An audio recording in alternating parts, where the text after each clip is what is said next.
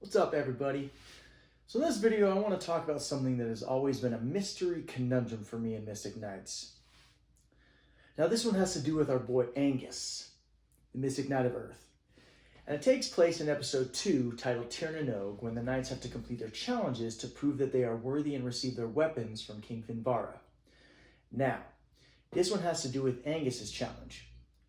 So right after Rowan saves everyone from the stone walls that are closing in on them, by propping it open with his sword, they all exit and go around a corner and come to another opening. But Angus isn't with them. Then it switches back to Angus, and he walks over to a wall and spots a bunch of gold chunks embedded inside the wall. And being Angus, he's like, heck yeah, and pulls out his sword and starts prying the pieces of gold from the wall, and then all of a sudden he gets sucked through the wall. He then appears on the other side of the wall in another tunnel area. Then, all of a sudden, a little fairy gnome guy pops up next to a giant pot of gold and tells him, if gold is what you're interested in, here's what you gotta do. Your friends are gonna come to the Tomb of the Two Stones. And he specifically says the blue stones are safe and the red stones are deadly. Have your friends step on the red stones and all this gold is yours.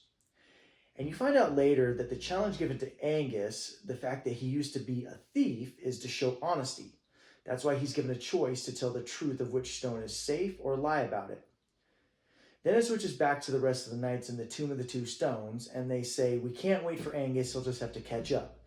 And then Deirdre is literally about to step on the blue stone, which, mind you, the little guy said was safe. And then Angus comes in and says, wait, step only on the red stones, which there is the first conundrum, because the guy told him the red stones were deadly, but he's telling them to step on them. And then Rowan asks, are you completely sure? And Angus says, yeah, I met this tiny fella back there. Only the red ones are safe. He then proceeds to say, here, I'll go first, and steps on the red stone. And then when nothing happens, he goes, see, I told you, and they all proceed across the red stones to the other side. Once they're all on the other side, Rowan grabs a little pebble and just throws it on the blue stone, and it just immediately drops. And after a few seconds, you hear a bang, so right there you see what would happen if someone stepped on the wrong stone. Probably instant death. Rowan then says, I'm glad you ran into that little fella, and then Angus proceeds to say, yeah, and I'm glad I didn't believe a word he said. Which then leads me to my main question. If this challenge really is about Angus showing honesty, why did it seem like there is multiple challenges there? Because Angus's challenge seems like there are two ways it could have gone. The first is obviously the way we saw, but what if Angus did believe the little guy with exactly what he said and didn't know he was being lied to about the challenge?